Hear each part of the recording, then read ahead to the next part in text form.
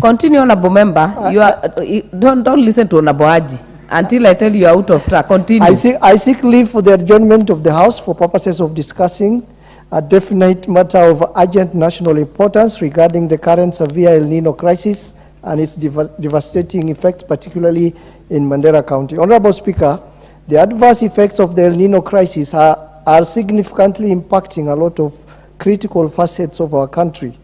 The rains are disrupting the ongoing national exams for students, with potential long-term consequences on the education and future prospects of students. In Mandera County, numerous schools are also being utilized as refugee shelters, posing challenges to both the displaced individuals and educational institutions involved. Some vital healthcare facilities, including hospitals, are submerged, rendering them inaccessible. This has unfortunately left the affected population without access to medical assistance in the wake of dangerous outbreak of diseases. Honorable Speaker, it is disheartening to note that private individuals have had to step in actively to engage in rescue and relief efforts, underlying the urgency and the gravity of the situation. The current death toll stands at 46, with over 14 reported injuries, and the potential for further casualties is imminent if immediate action is not taken. Honorable Speaker, it is against this background that I seek leave for adjournment of the House to discuss this matter of great national concern with a view to exploring possible and lasting solutions. Honorable Speaker, we've received heavy El Nino rains from the end of October, and this has come just when the country had just come out of one of the worst droughts in the history of the country, a drought that had been predicted to have been the worst in 40 years.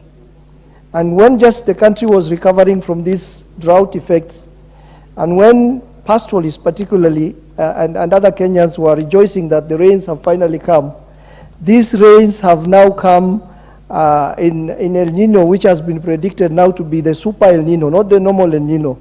It is predicted by the weathermen as one of the worst, as worse than the El Nino of the 1997-1998. Already, over 15,000 families have been uprooted from their families, hundreds of acres of farmlands have been decimated, and over 1,000 livestock have been swept away. Whole counties have been cut off from the rest of the country. For example, Mandera County, where I come from, is completely cut off from all routes that lead to that county from within the country and also from the neighboring countries, which means in the next few weeks, if the rains continue pounding, and we have been told the rains will continue until March next year, then we are facing serious starvation, lack of food. Already there is scarcity of fuel in that county and many other counties. Mandera Referral Hospital, for example, was reported that as per yesterday, the critical hospital facilities like oxygen and other facilities that require electricity is not accessible. Honorable Speaker, food is running out in many parts of the country. Fuel has run out, and there is serious danger of waterborne diseases, for example, like cholera outbreak. And there is also very serious danger of malaria outbreak. In some parts of the country, especially in central parts and Rift Valley, there is danger of mudslides, which could be a danger to the lives of many of our people. Madam Speaker, as we speak, the rains are continuing pounding most parts of the country.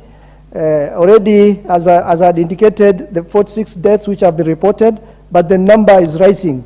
As late as yesterday, we lost a Form 2 boy who is a student of Takaba Secondary School from Mandera West. He was swept away by a river called Lagsure, which has its sources in Ethiopian highlands, and the boy was swept away and has not been retrieved from the river.